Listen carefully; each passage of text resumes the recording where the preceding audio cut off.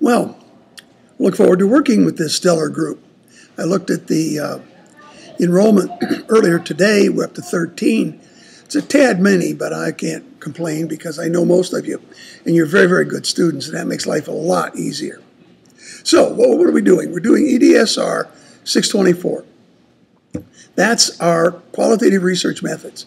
I can't tell you how long I've been waiting to do this, because this is the kind of research that most of your practicing sociologists, as opposed to teaching sociologists, do.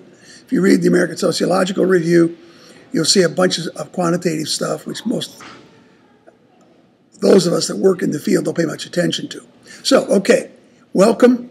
As I always say, and I mean it sincerely, I look forward to working with and learning from you.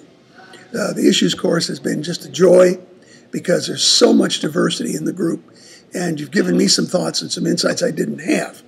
Okay, I will tell you, I think we finally got the glitches gone.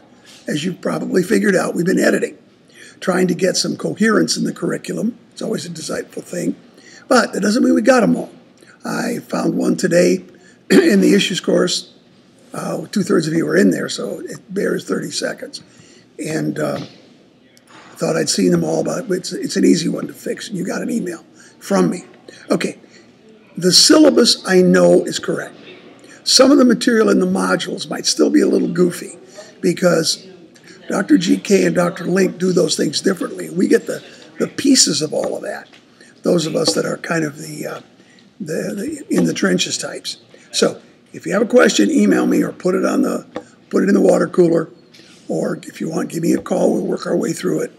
But the syllabus is your main source. As I've done in the past, I will be sending you some enrichment material because you can't really get a complete course with what we have to work with the content.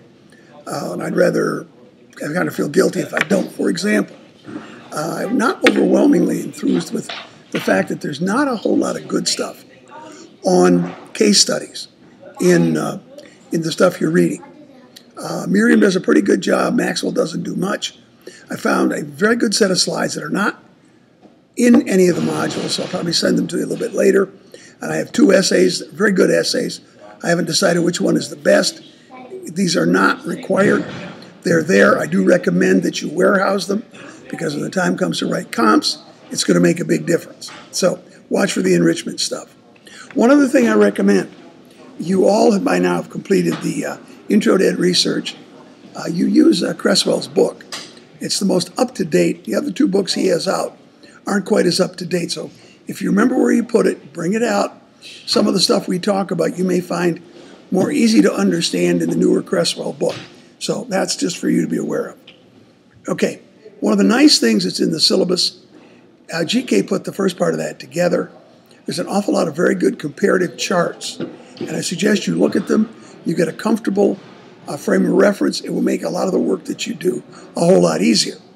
The one I am most happy with is there's a good chart that shows you the 5 major research models, qualitative research models that are used. And you should be comfortable with what they are. A lot of the work being done today in the program, people 1 and 2 cohorts ahead of you, are mixed method studies. The qualitative stuff is great, but with the way that university is working currently, having a little bit of quantitative analysis in there makes at least our department head a little bit easier to deal with. A word to the wise, as we say. Okay, I would be very, very interested to have you focus on getting your fieldwork project. The very first assignment is a fieldwork project. I'm excited about it because I conducted one myself, kind of inadvertently, but it was fun. When we went to AACC in Orlando, I was able to use some points I'd accrued with one of the credit cards, but it put me on the opposite end of Orlando from where the meeting was. But that was no big deal because they have one of the best mass transit systems that I've ever seen. It's a trolley-type environment, and since I'm older than 65, I was able to go to ride. It cost me less than 15 cents a ride. But it's a very, very interesting thing. because you get a chance to watch human behavior. And that's what we're doing. We are becoming specialists in studying human behavior. Two things came up. I don't have time to go into all the detail, but it fascinated me because as a kid, I grew up as a bus rider and have ridden buses a good bit. So to make a long story short, there's a little noise in the background. I apologize. I'm using some open space here that I can use. So just be patient. Hopefully they'll quiet down. One that was of most interest to me is the changing social mores. Things that I didn't expect to see on a bus. I did. And sometime, maybe if I see you in August, we'll talk more about it. The one I think that bothered me the most, though, was I saw some of that little insidious institutional racism there in Orlando. And I'm not saying it doesn't exist in Baltimore. It probably does. I just haven't seen it. But I observed it, and it was a classic, just a classic example. And maybe we'll talk about that, too. But that's the kind of thing we're looking for. Go ahead, and there are 4 or 5 suggestions. Make your own. If there's something you want to do that involves you in an environment you are not completely comfortable in, that it's not somewhere that you go every day, feel free. You can make mental notes. You can make written notes. Believe me, I had no trouble with mental notes.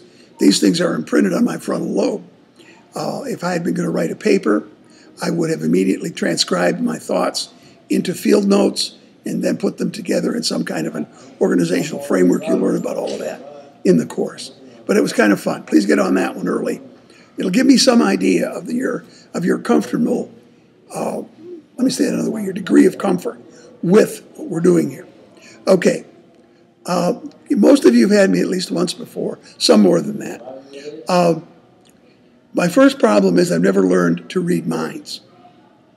But I will also say that a corollary to that is I've been doing this now for a lot of years, even more years than I thought with Morgan, but certainly with other schools before that.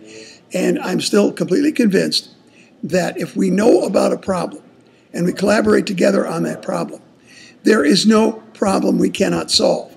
But if you don't tell me there's a problem out there, I won't know, and we'll kind of stumble along, and you'll be more stressed than you need to be, and eventually I'll be more stressed than I want to be. So remember, I'm only as far away. You have my cell number, you have my office number, you have my home number, my landline, and you also have my email. So I'm easy to get a hold of.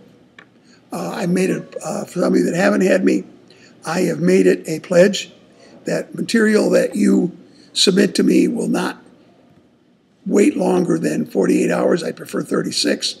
I'm on the computer a lot. That's one of the benefits of being retired. So you'll get good, quick feedback. I've apologized 100 times, it's the 101st, to those from the issues course, because when I ended up in Orlando, I ended up with no computer access, which was a shock. So you had to wait a little longer, but I don't think anyone was damaged. Okay. Another thing that those of you that worked with me before know, I am very relaxed about timelines. My whole career has been involved in adult learning, and I know that adults have a far different life space than do some of our 19-year-olds. We love them to death, they're our main clients, but they tend to be under a little less stress than adults. Some of you have heard the phrase sandwich generation. You're sandwiched between older parents and your own kids, and you've got to deal with all of it, plus being a graduate student in still in the middle of a noise thing here, 3-ring circus, but that's okay. We work with it very smoothly, and it's not a problem. One of the other things that also you're aware of, you'll be getting an email from me, a rather long email, the first one. I keep the rest of them shorter. But one of the things that I will address is my utility with using these YouTubes. I find that a little bit easier than going to Adobe. I have a real problem with Adobe because it requires that we move away from what distance education is about. That is, I say to you, okay, you give up from 7 to 8 on a Sunday night or 2 to 3 on a Sunday afternoon. Well, that may be when you've already got something planned. So that's something I don't do. That doesn't mean I won't Skype with you if you need it. I certainly have talked to a number of you on the phone, and that's a fun thing too.